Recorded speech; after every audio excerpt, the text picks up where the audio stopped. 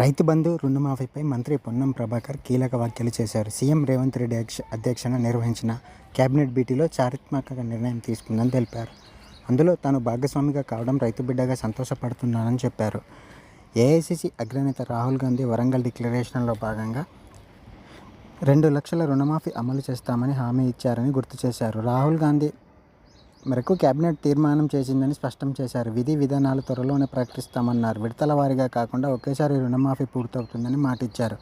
ఏ రోజు నుంచి రుణమాఫీ అమలు అవుతుంది అనేది త్వరలో విధి విధానాలు వస్తాయని జీవో వస్తుందని చెప్పారు.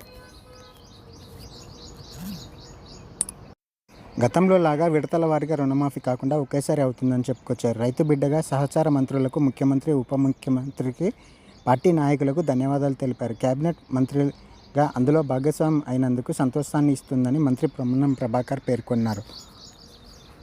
అలాగే రైతు బంధుపై మంత్రి పొన్నం ప్రభాకర్ స్పందిస్తూ కొండలు, గుట్టలు, ఇన్కమ్ ట్యాక్స్ కడుతున్న వారికి అలాగే ప్రభుత్వం నుంచి 10,000 కంటే ఎక్కువ పింఛన్ తీసుకుంటున్న వారికి కూడా రైతు బంధు నిలిపివేయ ఆలోచనలో ఉన్నట్టు మంత్రి పొన్నం ప్రభాకర్ స్పష్టం చేశారు.